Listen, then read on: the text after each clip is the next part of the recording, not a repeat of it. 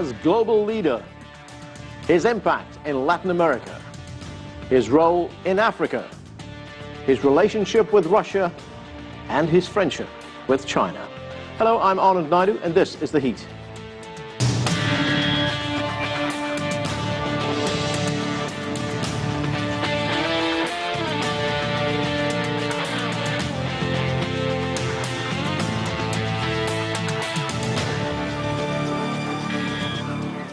Cubans continue to mourn their former leader Fidel Castro today, with thousands lining up to pay their respects in Havana.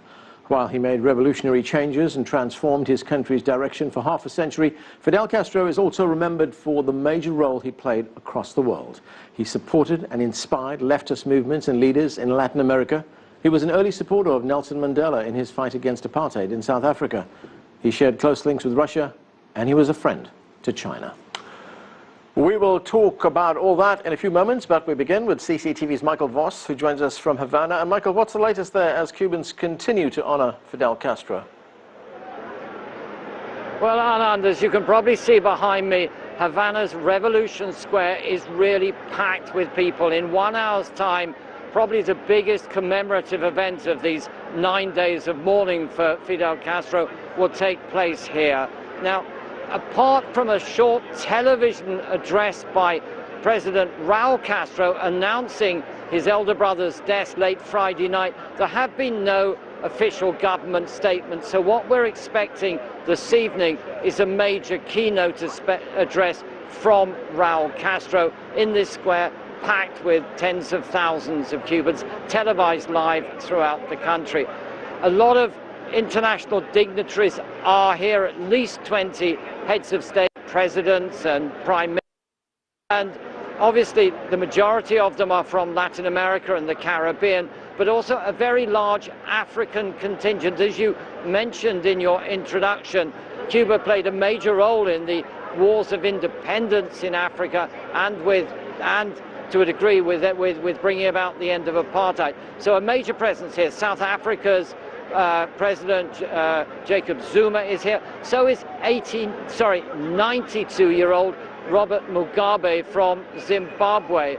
What's interesting is that there's a very low-key European turnout, and also we were waiting to hear whether the United States would send anyone here. We've just heard from the White House that they're not sending any official delegation to this event, but they will send the Deputy National Security Advisor, Ben Rhodes, along with the acting head of the embassy here, Jeffrey De Laurentiis, to the funeral in Santiago. Now remember, Ben Rhodes was the man involved in the secret negotiations that went on for a year and a half to restore diplomatic relations. So this is the big one tonight. For the last day and a half, we've had thousands of people going through Red Square to pay their respects.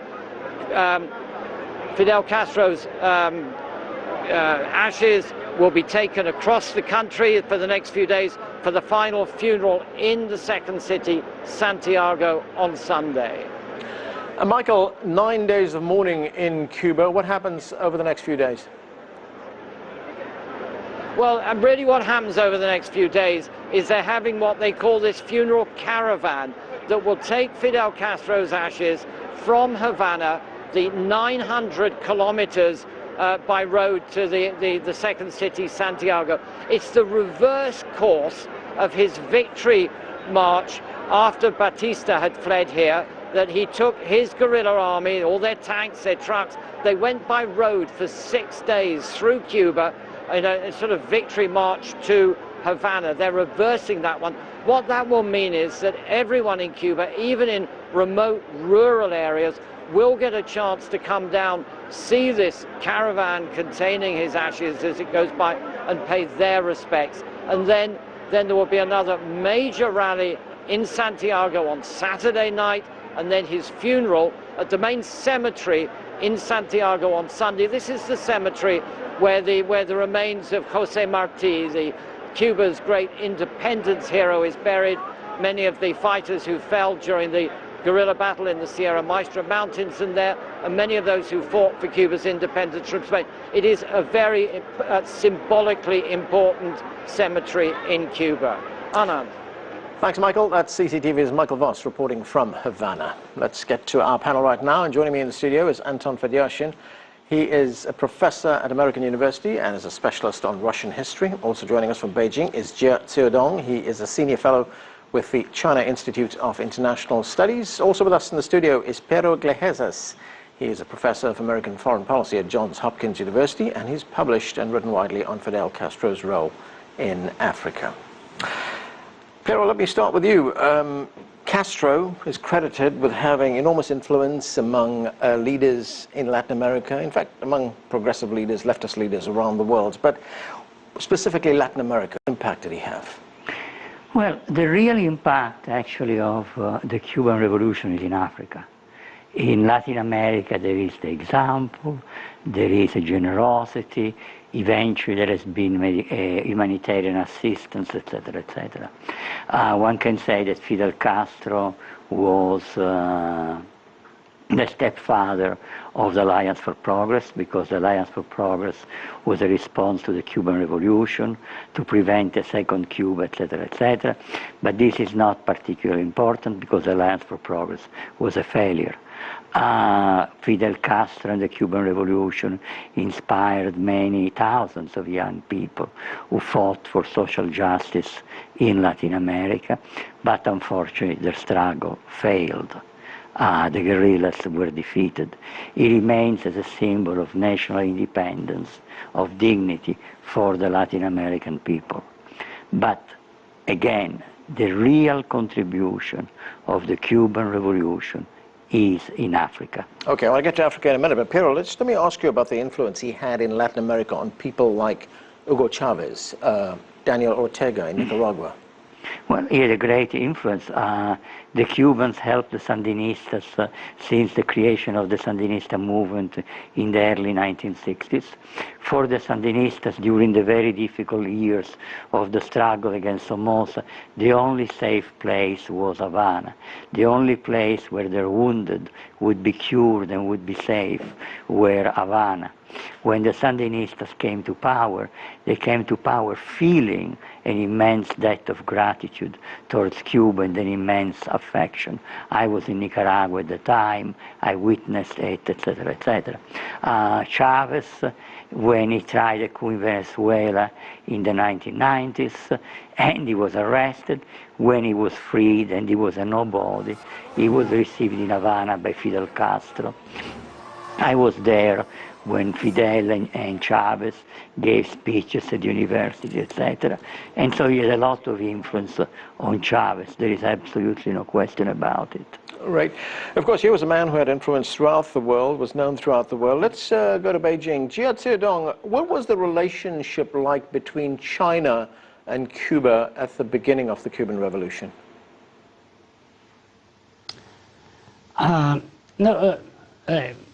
Fidel Castro is remembered as an old friend of the Chinese people. People in China actually remember him as a well-known figure, a hero in Cuba, fighting against colonialism, dictatorships, and fighting for social justice. And he's remembered as the one who supported the non-aligned movement. So, you know, during the Cuban Revolution, that is only a few years after the founding of New China. So people in China began to learn what Fidel Castro was doing in Cuba. Shortly after the victory of the Cuban Revolution, under the leadership of Fidel Castro, Cuba became the first country in Western Hemisphere to recognize diplomatically the New China. So people in China always remember this fact. Anton, Fidel Castro came down from the mountains, overthrew the dictatorship in Cuba. How soon after that did he reach out to the Soviet Union, create an alliance with them? Not terribly soon, as a matter of fact. There is a common misperception in the United States, understandably so because of the impact of the Cuban Missile Crisis on relations with Cuba and the Soviet Union, that Fidel Castro was a Soviet puppet. And nothing's really further from the truth. The Soviet leadership didn't know what to make of the barbudos, the bearded guerrillas, when they came to power, because the Soviet Union wasn't following events in Cuba terribly closely. The rebels themselves took no orders from the Soviet Union, received no significant help whatsoever, and the Khrushchev regime actually had to figure out its policy towards Castro on a day-to-day basis, starting in early '59 when they come to power, and for the next 2 years. And the great irony of the American-Cuban relationship is that between the Eisenhower and the Kennedy administration, the U.S., in an ironic, sort of paradoxical sense, goes out of its way to push Castro towards the Soviet Union, which by 1961 is ready to receive him as a friendly leader in Latin America. Did he initially reach out to the United States? He did. When Castro made his first visit to the United States after the revolution, he had been here before in '59, there's a famous picture of his laying a wreath at the Lincoln Memorial, because the Cubans looked to the United States to support their sort of movement towards independence. There are many examples of CIA officers who had been working in the Caribbean feeling very pro-Castro in the very late '50s and in the early 1960s. I'll leave a very seemingly strange example from popular fiction. Ian Fleming publishes For Your Eyes Only, one of the James Bond novels, in April of 1960, and in one of the 4 short stories that make it up, one of the British characters says that the British are very positively inclined towards the Castro regime because it's helping them to stem the flow of drugs in the Caribbean much more so than the Batista regime before. And no one can suspect Ian Fleming and the Bond character of being in any way pro-Soviet or leftist. So it's a very complicated and slow, gradual movement by Castro towards the Soviet Union. Piero, so you have Fidel Castro. He comes to power in Cuba at the height of the Cold War. Suddenly the Soviet Union has an ally in the Americas, very close to the United States, a neighbor of the United States. How did that change the dynamics of the Cold War? Well, the Soviet Union, for a moment, agreed with Cuba that guerrilla warfare was the way in Latin America. In 1962, early 1963, the Soviet Union agreed with Cuba. And then Cuba became a very difficult ally for the Soviet Union, because Cuba continued to support armed struggle in Latin America, and the Soviet Union opposed it. The Soviet Union had a diplomatic offensive towards Latin American governments like Colombia, and Fidel Castro openly criticized the Soviet Union for their policy in Latin America, the kind of criticism of the Soviet Union that no ally of the United States would have dared make of the United States. Where Cuba started playing a particular role, Cuba had a dual policy: support for armed struggle in Latin America and support for liberation movements in Africa. Support for liberation movements in Africa, it went more or less along with Soviet policy. Cuban policy was totally independent, but the Soviets had no quarrels there. Support for armed struggle in Latin America clashed with Soviet policy. And Cuba was very critical of the Soviet Union, openly, in speeches.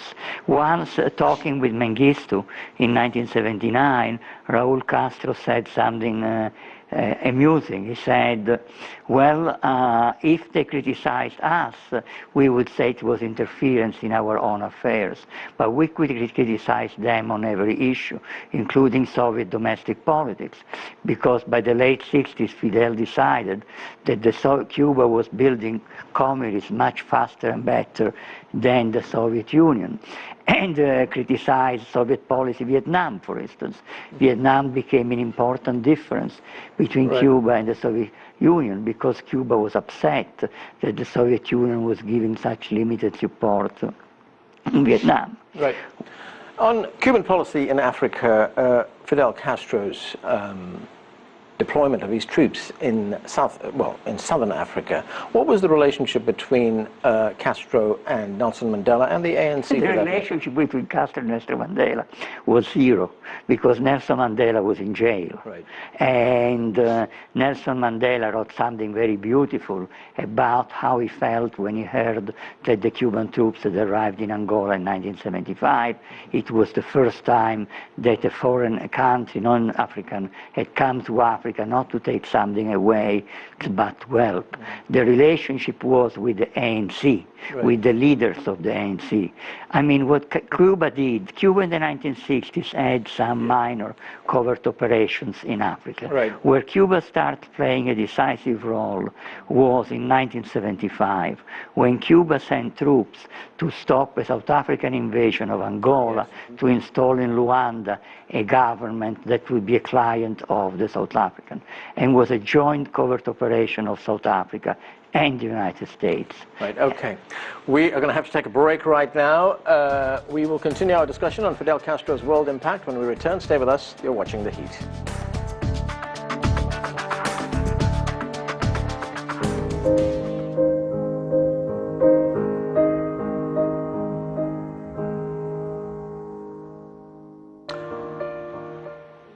Welcome back to the show. We're talking about the impact that Fidel Castro had, not just in Cuba, but also on the world stage. Let's get back to our panel. Let's go to Beijing. Jia Zudong, the relationship that China had with Cuba, it was a relationship that evolved over the years, didn't it?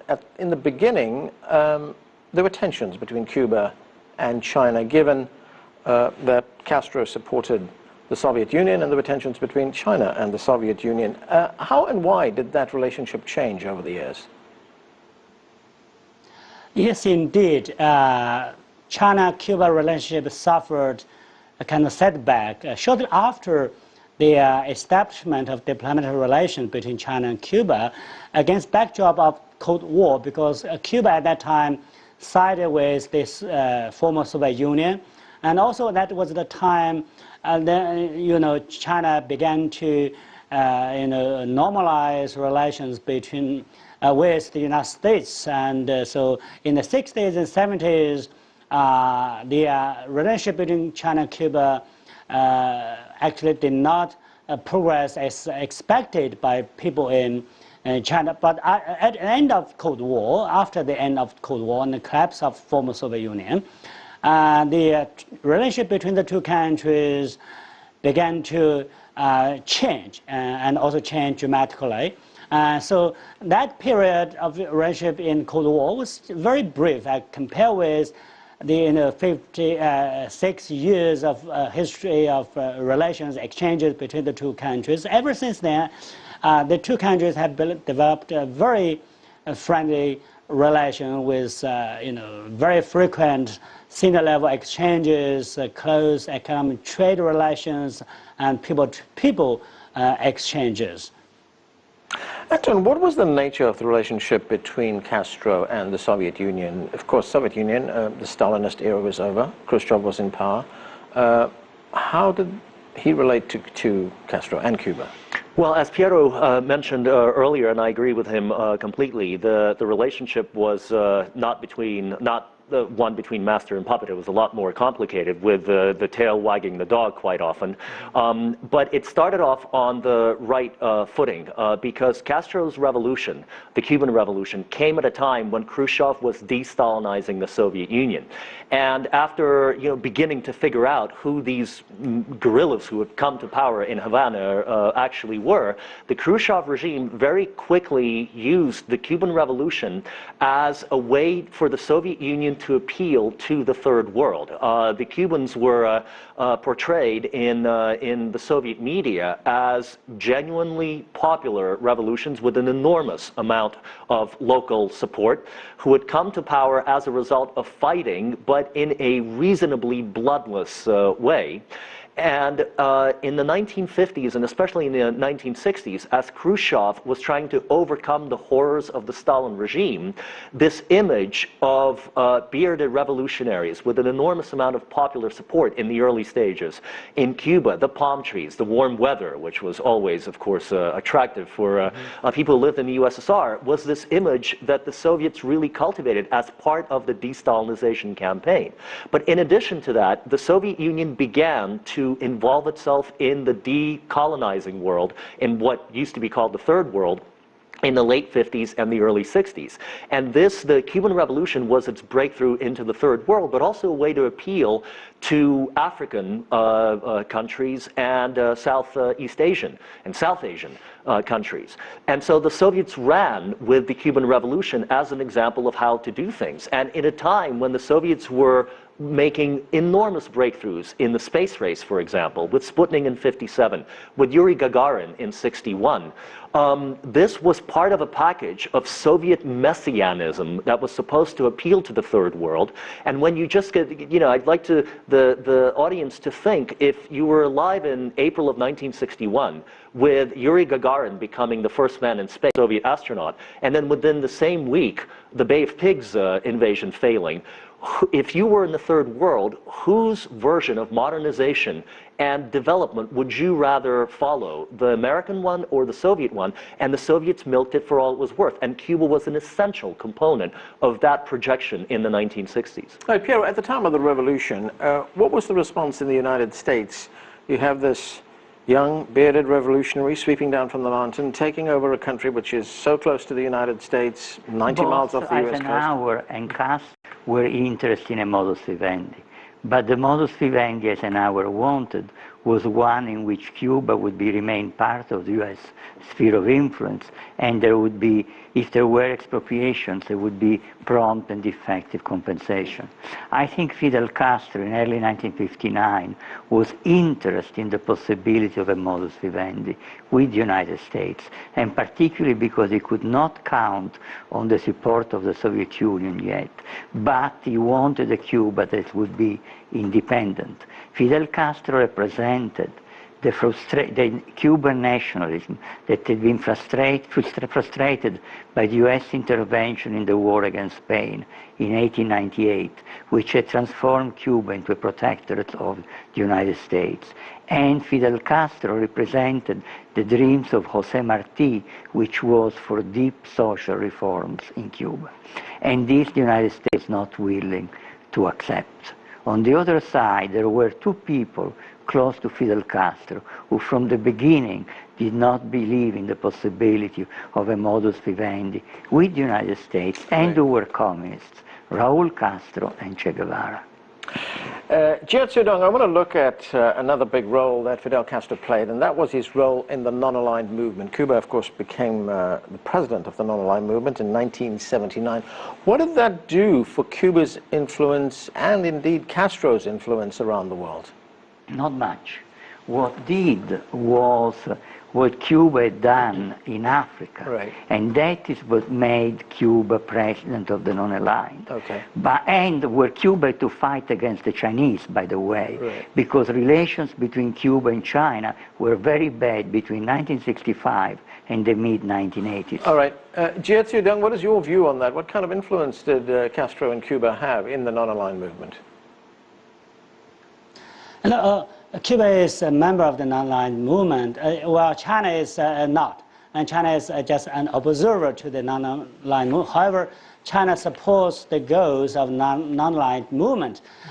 Cuba's role in the non-aligned movement, its role is mixed. However, it has played a leading role. It supports the development of non-aligned movement and provides support to the movement. So, especially in the past 2 decades, after the in the past 2 decades, when the non-aligned movement was losing some of its steam, right.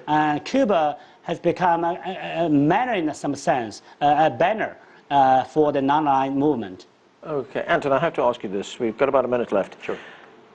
Cuba's role in the Cuban Missile Crisis, or rather Castro's role in the Cuban Missile Crisis? Quite often, Castro was willing to risk much more than the Soviets were, which again goes against the prevailing narrative, which is oversimplified. Whose idea was it to put missiles in Cuba? Well, it was both Castro's and Khrushchev's. They had sort of slightly different goals that they were trying to achieve.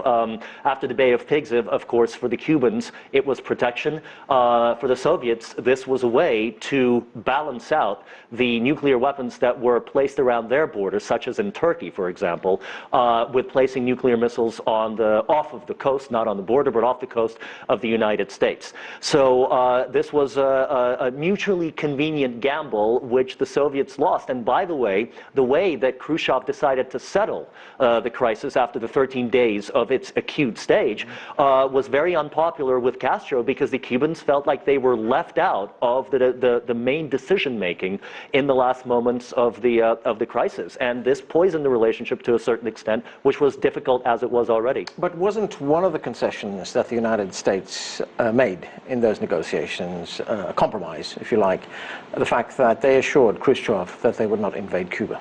Yes, and the United States also made the promise that it would remove the missiles from Turkey, although that was never made public by request of the United States. Okay, very quickly, Piero. No, there was no guarantee that the United States would not invade Cuba. Yeah. As Dean Rusk told the Senate Foreign Relations Committee in a closed hearing, because this was predicated on two things. One, that United Nations inspectors would oversee in Cuba the dismantlement of the missiles, and Fidel Castro refused. And then Kennedy added another condition, that there would be no subversion coming from Cuba, and that's a very elastic condition. Okay. And the Cubans never believed that there was a non-aggression guarantee, and they were right. That's where we have to leave it, gentlemen. Thanks to all of you for being with us. That's it for this edition of The Heat. We'd love to hear from you, so please send us your questions, comments, and story ideas to theheat@cctv-america.com, and we'd like to continue the conversation on social media. Give us your thoughts and comments on our Facebook page @CCTV America. I'm Anand Naidu in Washington. Thanks for being with us.